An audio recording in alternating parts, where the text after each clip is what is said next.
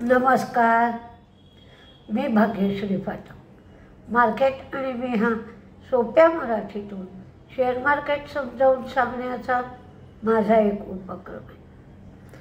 आजही मार्केट तेजीत होतं आणि 1001 पॉईंटची आज मार्केटमध्ये तेजी होती। काय झालं हो एवढं की ओळीने आठवडाभर आजचा 6वा दिवस तेजीचा सिक्सर मारला मार्केटने। पण एवढं काय घडलं असं की मार्केटमध्ये तेजी आहे हाही प्रश्नच पडेल ना। एकाने कमेंट लिहिली होती की सापशिडीचा खेळ आहे का हो हे मार्केट म्हणजे। थोडासा विचार केला तर तुमच्यासुद्धा लक्षात येईल काय काय झालं आहे।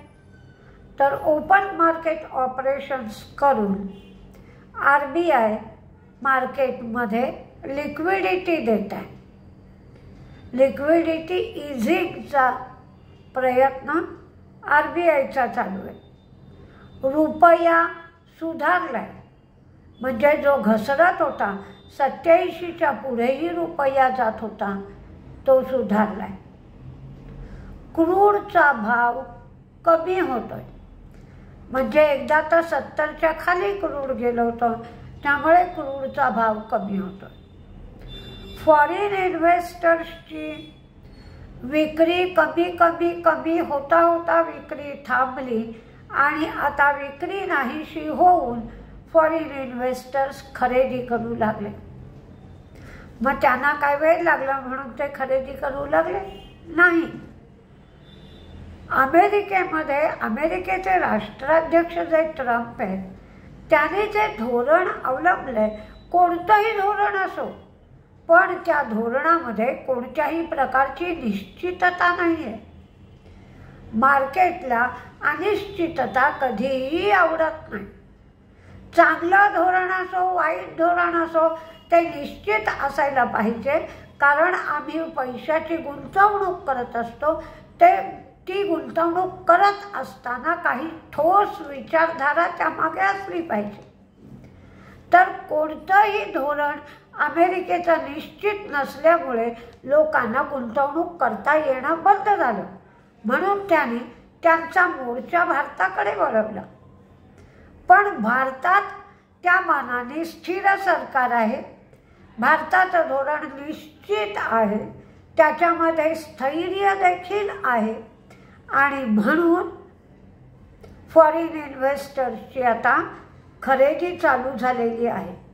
भारताच्या पॉलिसीमध्ये एक प्रकारची निश्चितता आलेली आहे। बॉन्ड यील्ड, जे बॉन्ड यील्ड अमेरिकेचं जवळजवळ 5 पर्यंत गेलं होतं, ते बॉन्ड यील्ड आता 4.20 4.10ला आलं। बॉन्ड यील्ड म्हणजे काय, तर ट्रेझरी बॉन्डमध्ये पैसा घालून धोका न पत्करता चांगला रिटर्न मिळू शकतो। तर तेच बॉन्ड यील्ड कमी झाल्यावर मग नुसताच धोका पत्करायचा नाही, पण त्याच्याबरोबर मिळणारं उत्पन्नही कमी व्हायला लागलं, म्हणजे सगळ्याच बाजूनी कोंडी व्हायला लागल्यावर त्याने भारतातली विक्री कमी करून भारतात खरेदी चालू केली आहे। काही गोष्टी आपण विचार करायला लागला तर आपल्याला कोडी सुटत जातात। तो विचार मात्र केला पाहिजे की असं का बाबा चाललंय। कुठलीही गोष्ट खेळ नसते आणि पैशाचा तर खेळ नसतोच नसतो, कारण घाम गाळून मिळवलेला पैसा असा कोणीही उडवत नाही। तर त्याच्यामध्ये पैसा घालायचा आहे, पैसा काढायचा आहे घालून, तर आपण पैसा घातल्यावर त्याच्यापेक्षा जास्त पैसा निघणार आहे का, हा एक विचार त्या पाठीमागे असतो। SML इसूझूमध्ये महिंद्रा & महिंद्रा स्टेक घेण्यासाठी बोलणी करत आहे। त्याच्यामध्ये इसूझूचा जो स्टेक आहे तो 15% आहे। तर हा स्टेक घेण्याच्या विचारात महिंद्रा & महिंद्रा आहे। साधारण 1400 ते 1500 रुपये प्रति शेअर भावाने हा स्टेक घेतला जाऊ शकतो। पण नेहमी जी कंपनी खरेदी करणार असते तिचा शेअर कमी होतो आणि जी कंपनी विकत असते स्टेक विकत असते तिचा शेअर वाढतो. त्यामुळे इसूझूचा शेअर आज वाढला आणि महिंद्रा अँड महिंद्राचा शेअर कमी झाला. L&T एनर्जी ग्रीन टेक आणि जॉन कॉकरी यांनी स्पेसिफिक ग्रीन पॉवर टेक्नॉलॉजीसाठी करार केला. DLF येत्या 5 वर्षामध्ये 1.14 लाख कोटींची प्रोजेक्ट्स लॉन्च करणार आहे. IPLमुळे त्याचप्रमाणे आत्ता शाळेला सगळ्यांना परीक्षा झाल्यावर सुट्ट्या पडतात, उन्हाळी सुट्ट्या, त्यामुळे हॉटेल शेअर चालण्याची शक्यता आहे.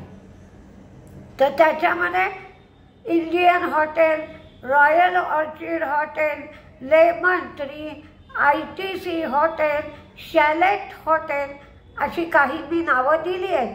तुम्ही बाकीची हॉटेलची नावं शोधू शकता.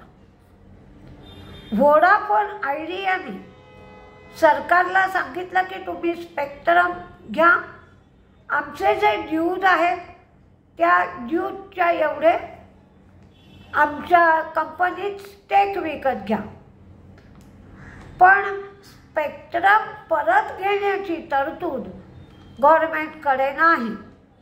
तरीही व्होडाफोन आयडियाने 4,800 कोटीचं स्पेक्ट्रम परत करण्यासाठी अर्ज केला आहे आणि हे स्पेक्ट्रम 2021मध्ये व्होडाफोनला ऑक्शनमध्ये मिळालं होतं. डायमंड पॉवर इन्फ्राला अडाणी ग्रीन एनर्जीकडून LOI मिळालं. ओला इलेक्ट्रिकने SI जनरल 3 स्कूटर रेंजची डिलिव्हरी द्यायला सुरुवात केली आहे. DLFने 20,000 कोटींचा इन्व्हेस्टमेंट प्लान सादर केला आहे. लार्सन अँड टुब्रोने 12,000 कोटीचा डेट बेस म्हणजे याला कर्जाचा बेस आहे, DEBT debt base fund raising plan दिला आहे आणि रेलटेलला HPCL कडून 25 कोटींची ऑर्डर मिळाली आहे. PNGRBने गॅस ट्रान्समिशन टॅरिफ रेग्युलेशनमध्ये सुधारणा कराव्यात असं सुचवलं. तर याचा फायदा गेल, MGL, GSPL यांना होईल. टेक्नॉलॉजीचे शेअर मात्र सातत्याने पडत आहेत, आजही पडत होते. त्यामुळं टेक्नॉलॉजी बेस्ड म्युच्युअल फंड यावेळेला 14% घसरले आहेत.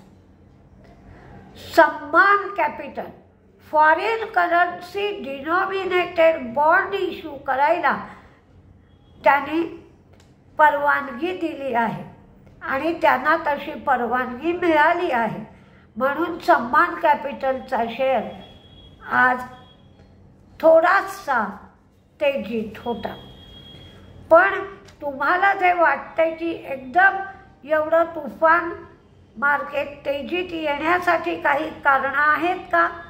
जर पुन्हा एकदा अमेरिकेमध्ये स्थैर्य आलं, पॉलिसीमध्ये स्थैर्य आलं किंवा टॅरिफ लावायचा की नाही, रेसिप्रोकल टॅरिफ लावायचा की नाही, या ज्या चर्चा चालल्या आहेत त्या चर्चा सगळ्या बंद झाल्या आणि जे काय करायचं आहे ट्रेड पॉलिसी त्याच्यामध्ये निश्चितता आली की कदाचित पुन्हा फॉरेन इन्व्हेस्टर्स परत जातील. तिथपर्यंत तरी मार्केट आपल्याला वाढताना दिसत आहे.